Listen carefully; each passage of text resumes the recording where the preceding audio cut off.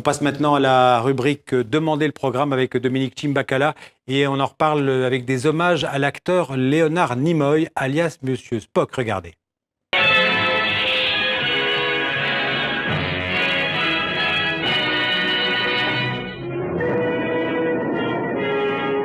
Allez-y, automation. Puissance de sustentation sur orbite pour 3 jours et environ 7 heures. C'est plus qu'il nous en faut. Je suis bien content que cette affaire soit finie. Ça vous avait un côté sentimental épuisant. Épuisant pour nos vieux cœurs. Oh, je m'excuse. Dans votre cas, cela n'a pas d'importance. Le fait que ma constitution intérieure puisse différer des vôtres, cher docteur, ne me paralyse pas l'intelligence. Route tracée, tous nos systèmes fonctionnent. Les machines sont en route, le gouvernail répond bien. Nous quittons l'orbite, monsieur. En avant toutes. En avant toutes.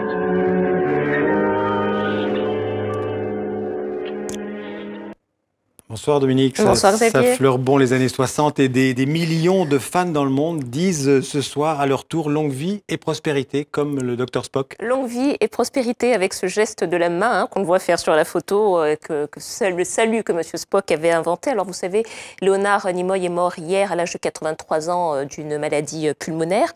Dans la série Star Trek, c'était cet extraterrestre qui venait de Vulcain, aux oreilles pointues, caractère froid et d'une logique implacable.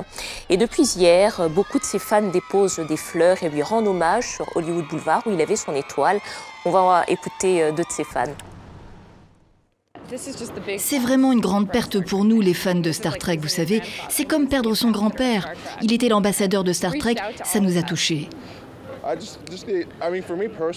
Pour moi, à titre personnel, je crois que je me sens lié à Monsieur Spock parce qu'il était si calme, très zen, même quand les choses allaient mal. Il était tellement froid. Vraiment, j'adorais ça. Alors vous aussi, vous étiez amateur de Monsieur Spock? Pas du tout, je suis beaucoup trop jeune. Ah, c'était quand même une série qui a commencé dans les années 60. Hein. C'était la première série d'anticipation. C'est d'ailleurs dans cette série qu'on a vu pour la première fois des téléphones portables. C'est cette série aussi qui a inventé le principe de la téléportation. D'ailleurs, la NASA, l'agence spatiale américaine, a rendu hommage à Monsieur Spock, à Leonard Nimoy, en disant « Repose en paix ». Nous sommes si nombreux à la NASA à avoir été inspirés par Star Trek. Explorons avec audace, pour faire allusion au générique. Le président Obama aussi, d'ailleurs, a dit qu'il adorait Monsieur Spock. Et d'ailleurs, ce n'était pas le seul parmi les grands de ce monde. On va regarder un petit extrait qu'on a retrouvé en fouillant sur Internet. Vous allez me dire si vous reconnaissez le petit homme en vert qu'on va apercevoir. Voilà, regardez bien. Il ressemble au futur roi Abdallah de Jordanie. Eh bien, c'est lui, c'est le roi Abdallah de Jordanie, qui à l'époque n'était pas encore roi, qui était étudiant aux États-Unis et qui a fait une apparition, qui a joué les figurants dans Star Trek. Alors on va partir maintenant au FESPACO, c'est-à-dire au Burkina Faso, pour la 24e édition de ce festival du cinéma africain. Oui, la cérémonie se déroule en ce moment même, ça a déjà commencé. Alors elle se tient au Palais des Sports de Ouagadougou. C'est une édition qui est vraiment sous surveillance, sous haute surveillance policière. Cette année, parmi les longs métrages, on en compte 20 de longs métrages en compétition. Il y a Timbuktu, du Mauritanien Abderrahmane Sissako. Alors vous savez qu'il y a eu des menaces, on ne savait pas si ça allait être projeté ou pas, c'est maintenu.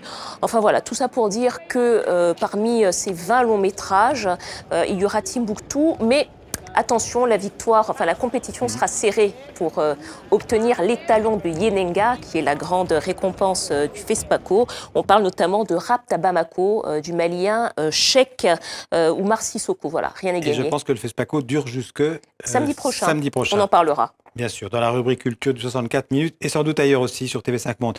Alors on va parler d'une autre commémoration, si on peut dire, qui commence aujourd'hui. C'est l'année Pagnol qui commence en France. Oui, aujourd'hui, 28 février, on fête le 120e anniversaire de la naissance de Marcel Pagnol. C'est vraiment l'écrivain qui a le mieux décrit sa Provence natale, région du sud de la France. Alors, pour l'occasion, Aubagne, son village, a fait revivre la tradition de la Provence avec ses costumes, ses artisans. Alors, évidemment, Marcel Pagnol, c'était avant tout un écrivain qui est devenu académicien d'ailleurs, Le château de ma mère, La gloire de mon père. Et puis aussi, c'était aussi quelqu'un qui a fait du cinéma, notamment avec la trilogie marseillaise, Marius, César, Fanny. On va voir un court extrait.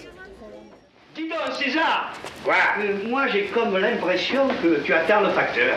Moi, j'attends le facteur, et pourquoi j'attends le facteur? Je ne sais pas, moi. Peut-être pour voir s'il ne t'apporte pas une lettre de ton fils. Pas vrai, Panis? Halte là, Félix! Je te défends à t'occuper de mes affaires de famille. Moi, par exemple, je te demande pas si c'est vrai que ta femme te trompe avec le président des peseurs jurés, n'est-ce pas? Je te le demande pas, ça. Tu me le demandes pas, mais tu me l'apprends. Oh, coquin de sort! La torpille t'a pété dans la main, là. Ah, c'est pas vrai, ma Félix, c'est pas vrai, va.